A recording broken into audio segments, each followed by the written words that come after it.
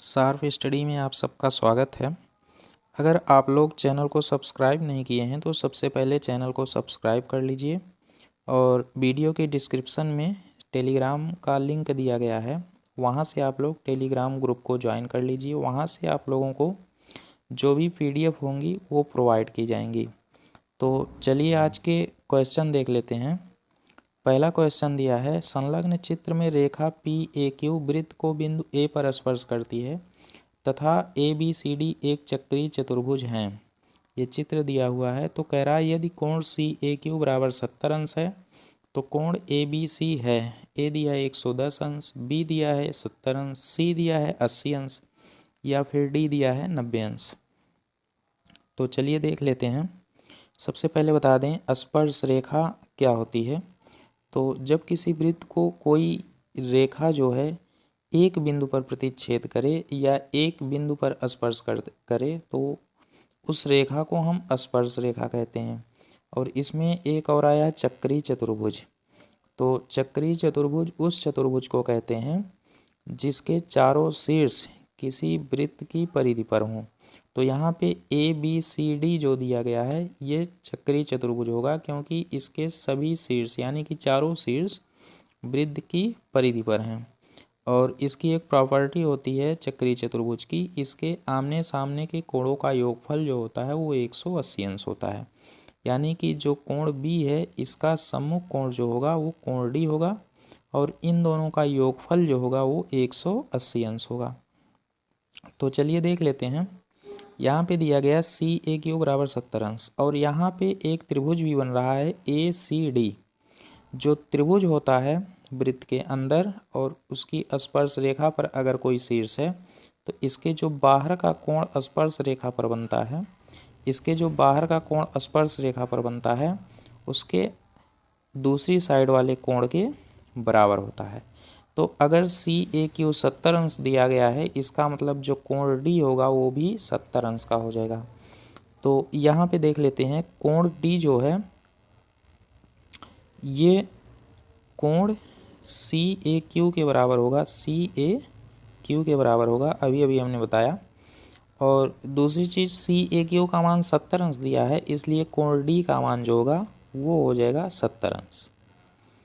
तो अभी हमने बताया जो चक्रीय चतुर्भुज होता है उसके सम्मुख कोणों का योगफल 180 अंश होता है, अर्थात कोण डी और कोण बी इन दोनों का योगफल जो होगा वो 180 अंश होगा।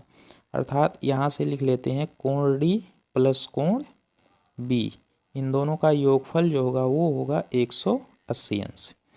यहाँ पे कोण डी का मान 70 अंश आया है तो 70 प्लस कोण बी बराबर हो जाएगा 180 अंश। यहाँ से अगर हम कोण बी का मान निकालेंगे तो ये हो जाएगा 180 माइनस 70। तो 180 में से 70 घटाएंगे तो आ जाएगा 110 अंश। ये हो जाएगा कोण बी, बी मतलब कोण ए बी सी का मान।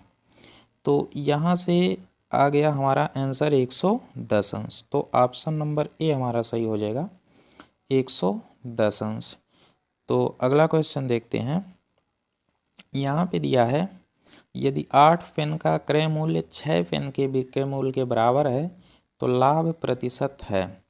तो ये परसेंटेज का सवाल है और परसेंटेज में इसमें कहीं भी मूल्य नहीं दिया है, यहाँ पे वस्तु दी गई है। और जब वस्तु का केस हो तो वहाँ पे जो फार्मूला हमारा आएगा परसेंटेज का वो प्रतिशत लाभ या प्रतिशत हानि बराबर होता है लाभ या हानि गुणे 100 बटे विक्रय मूल्य होता है। जहाँ पे मूल्य दिया हो वहाँ पे क्रय मूल्य बटे में रहेगा और जहाँ पे वस्तु दी गई हो वहाँ पे विक्रय मूल्य वाला मान वहाँ पे रखा जाएगा।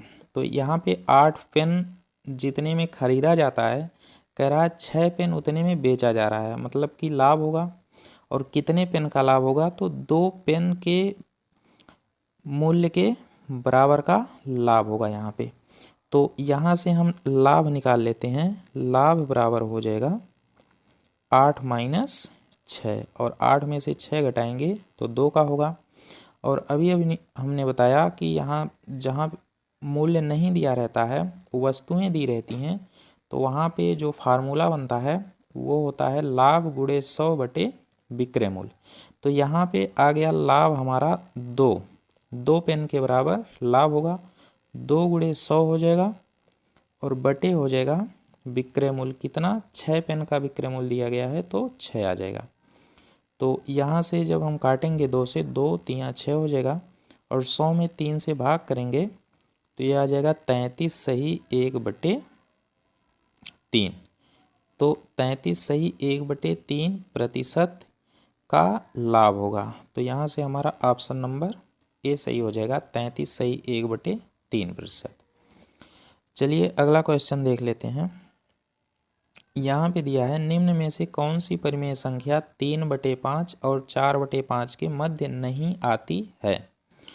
तो इसको हम चेंज कर सकते हैं दशमलव में। जैसे 3/5 दिया है तो 3/5 को अगर हम दशमलव में चेंज करेंगे तो ये आ जाएगा 5 6 30 यानी कि 0.6 आ जाएगा। और 4/5 को जब हम चेंज करेंगे 4/5 तो यह आ जाएगा 5 8 40 यानी कि 0.8 आ जाएगा। तो 0.6 और 0.8 के बीच में जो संख्या नहीं आएगी वही हमारा आंसर होगा। तो ए दिया गया है 7/10। 7/10 को जब हम चेंज करेंगे दशमलव में तो 10 से जब भाग होगा तो 0.7 आ जाएगा जो कि 6 और 8 के बीच में होगी। दूसरा ऑप्शन देख लेते हैं। 19/30 दिया है तो 19/30 को जब हम चेंज करेंगे तो 3 6 18 0.6 और 18 1 19 3 3 9 यानी कि 0.63 यानी कि 0.6 और 0.8 के बीच में ये भी होगा 0.63। सी वाला देखते हैं। यहाँ पे 2/3 दिया है तो 2 में 3 से भाग करेंगे तो 3 यहाँ तो दशमलव लग जाएगा और 3 6 18 2 20 फिर 3 6 18 0.66 आ रहा है तो 6 से बड़ा है, 0.6 से बड़ा होगा और 0.8 से छोटा होगा यानी कि ये भी मध्य में आ रहा है। और डी वाला हम देख लेते हैं। 16/30 दिया है तो 16/30 को जब हम चेंज करेंगे तो 0.3 5 15 3 6 18 ज़्यादा हो रहा है 16 से यानी कि 3 5 15 0.5 के बाद कुछ समथिंग आएगा 3 3 9 यानी कि 3 के आसपास, मतलब 0.53 के आसपास आएगा। तो ये जो 0.53 है ये 0.6 और 0.8 के बीच में नहीं है, अतः हमारा ऑप्शन डी वाला सही हो जाएगा क्योंकि क्वेश्चन में पूछ रहा है कि कौन सी संख्या 3/5 और 4/5 के मध्य में नहीं आती है। तो डी वाला हमारा ऑप्शन सही हो जाएगा। अगला क्वेश्चन देखते हैं। यदि 3 पेन 2 पेंसिल और 4 रबर का मूल्य 92 रुपया है तथा 8 पेंसिल और 16 रबर का मूल्य 68 रुपया है तब 24 पेन का मूल्य है। तो यहाँ पे दिया गया है 3 pen plus 2 pencil plus 4 rubber, इसका मूल्य जो दिया गया है वो 92 दिया गया है। फिर कह रहा 8 पेंसिल और 16 रबर। तो यहाँ से देख लेते हैं 2 पेंसिल 4 रबर दिया गया, उसमें 8 पेंसिल 16 रबर दिया है। तो अगर हम इन दोनों के मान को बराबर करें तो इसमें 2 पेंसिल है उसमें 8 पेंसिल है। 2 पेंसिल को 8 पेंसिल बनाने के लिए हमें 4 से गुणा करना पड़ेगा। तो इस वाले समीकरण में हम 4 से गुणा कर दे रहे हैं। तो अगर 4 से गुणा करेंगे तो हमारा आ जाएगा 4 तियाँ 12 पेन प्लस 4 दूनी 8 पेंसिल प्लस 4 चौके 16 रबर, और इसमें भी 4 से गुणा करेंगे 4 दूनी 8 4 9 36, 368 रुपया हो जाएगा। और इस दूसरे वाले में कह रहा 8 पेंसिल और 16 रबर, 8 पेंसिल और 16 रबर का मूल्य दिया है 68 रुपया। तो कह रहा है 24 पेन का मूल्य है। तो यहाँ भी देख रहे हैं 8 पेंसिल और 16 रबर, और यहाँ भी देख रहे हैं 8 पेंसिल और 16 रबर, और 8 पेंसिल 16 रबर का मूल्य 68 रुपये है।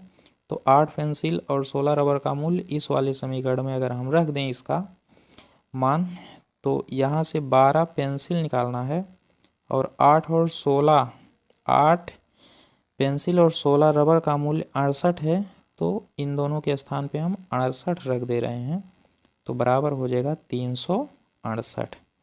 तो यहाँ से 12 पेंसिल का मूल्य बराबर हो जाएगा 368 में से 68 घटाएंगे 300 आएगा। अगर 12 पेंसिल का मूल्य 300 आ गया तो 24 पेंसिल का मूल्य, ये 12 पेन है, 12 पेन का मूल्य अगर 300 आ गया तो 24 पेन का मूल्य कितना हो जाएगा, 3 दूना 600 रुपये हो जाएगा। तो हमारा ऑप्शन नंबर डी सही हो जाएगा, 600 रुपया। चलिए अगला क्वेश्चन देखते हैं। हम एक त्रिभुज की रचना नहीं कर सकते यदि हमें दिया है, तो यहाँ पे हम बता दें कोई भी त्रिभुज बनाने के लिए हमें 3 चीज़ों की ज़रूरत पड़ती है और 3 में कम से कम एक भुजा होना ज़रूरी है। तो यहाँ पे ऑप्शन दिया है ए केवल 3 कोण, बी दिया 2 कोण और 1 भुजा, सी दिया केवल 3 भुजाएं, डी दिया 2 भुजा और उनके मध्य कोण। तो अभी हमने बताया कि त्रिभुज की रचना करने के लिए हमें एक भुजा का ज्ञात होना ज़रूरी है कम से कम। तो ए वाला ऑप्शन दिया गया केवल 3 कोण, यानी कि इसमें भुजा नहीं दी गई है, तो ये वाला ऑप्शन हमारा क्या हो जाएगा, सही हो जाएगा क्वेश्चन के हिसाब से, क्योंकि केवल 3 कोण से हम किसी भी त्रिभुज की रचना नहीं कर सकते। अगला क्वेश्चन देखते हैं। दिया गया है यदि किसी आयताकार भूखंड की लंबाई और चौड़ाई में क्रम से 50% तथा 20% की वृद्धि कर दी जाए तो इसका क्षेत्रफल कितना गुना बढ़ जाएगा। तो अगर क्षेत्रफल या फिर कोई भी चीज़ है जिसमें 2 बार परसेंटेज आया हो, तो उसके लिए एक फार्मूला होता है x + y + xy/100, जहाँ पे x जो है पहला परसेंटेज हो जाएगा और y जो है दूसरा परसेंटेज। तो पहली बार कह रहा है कि जो लंबाई है उसमें 50% की वृद्धि हो रही है और चौड़ाई में 20% की वृद्धि हो रही है। तो कह रहा है इसका क्षेत्रफल कितना गुना बढ़ जाएगा। तो मान रख देते हैं, इसमें पहले है 50 और प्लस फिर है 20 और प्लस हो जाएगा 50 × 20/100। यहाँ से इसको हल करेंगे तो ये 2 जीरो कट जाएगा इससे, और 50 20 70 हो जाएगा और यहाँ 5 दूना 10, 70 10 80 हो जाएगा। 80% की उसमें वृद्धि होगी, लेकिन कह रहा कितना गुना बढ़ जाएगा। कितना गुना निकालने के लिए हम करेंगे क्या, 80% को हम सॉल्व कर लेंगे। परसेंटेज मतलब होता है /100।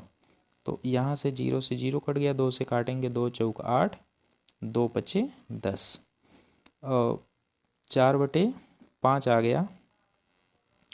तो कितने गुना की वृद्धि हो जाएगी क्षेत्रफल में, 4/5 गुना। तो यहाँ से हमारा ए वाला ऑप्शन सही हो जाएगा, 4/5 गुना बढ़ जाएगा। अगला क्वेश्चन देखते हैं। दिया है सामान्य मनुष्य के शरीर का ताप 37 डिग्री सेंटीग्रेड है, फ़ारेनहाइट पैमाने में यह ताप है। तो यहाँ पे सेंटीग्रेड में ताप दिया है, फ़ारेनहाइट में पूछ रहा है।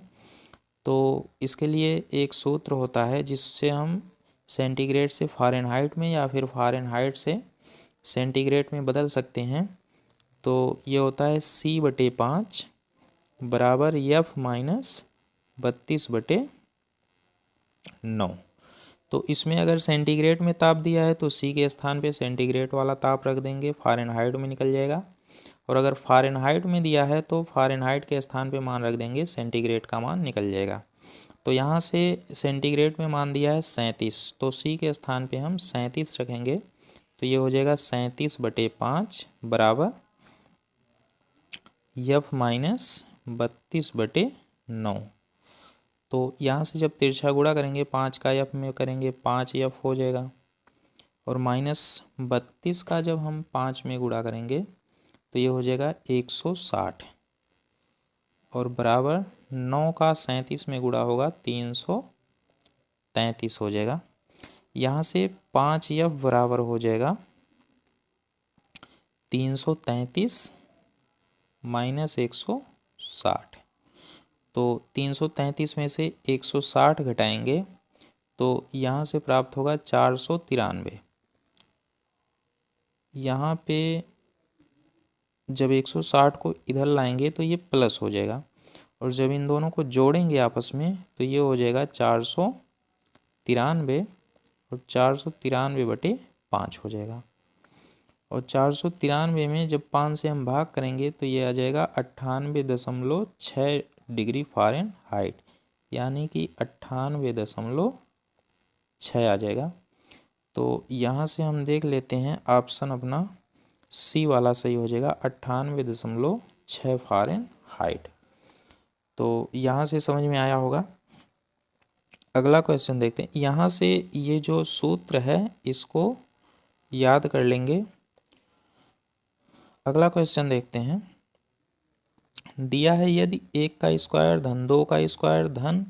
प्लस 9 का स्क्वायर बराबर 285 हो, तो दिया है 0.11 का स्क्वायर प्लस 0.22 का स्क्वायर, ऐसे ... करके 0.99 का स्क्वायर का मान है।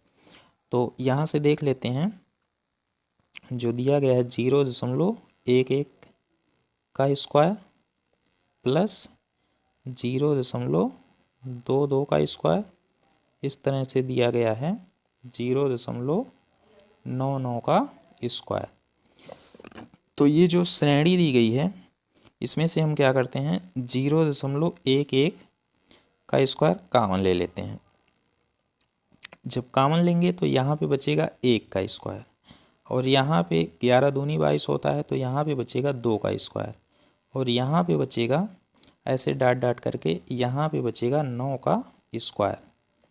और यहाँ पे क्वेश्चन में देख लेते हैं, यहाँ पे मान दिया गया है 1 का स्क्वायर प्लस 2 का स्क्वायर, ऐसे ... करके 9 का स्क्वायर बराबर 285। तो ये हमारा आ जाएगा 0.11 का स्क्वायर और गुणे इस पूरे का मान जो है ये 285 दिया है, और 0.11 का जब हम स्क्वायर करेंगे तो ये आ जाएगा 0.0121, यानी कि 0.0121, और गुणे इसके इस पूरे का मान जो है ये 285 दिया है, तो ये हो जाएगा 285।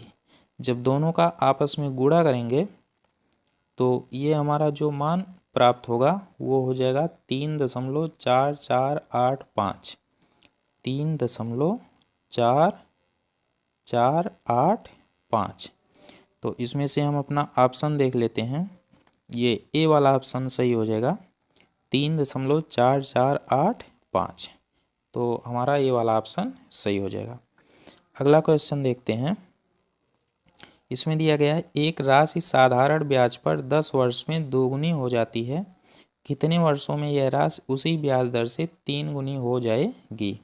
यानी कि कोई राशि है, हम मान लेते हैं x है, ये 10 वर्ष में दोगुनी हो जाती है, यानी कि 2x हो जाती है। तो x से 2x बढ़ गई, यानी कि x पुनः राशि बढ़ गई। अगर ये साधारण ब्याज है तो इसमें जो मूलधन होता है वो हमेशा बराबर ही रहता है। तो अगर x मूलधन है तो हमेशा x ही रहेगा।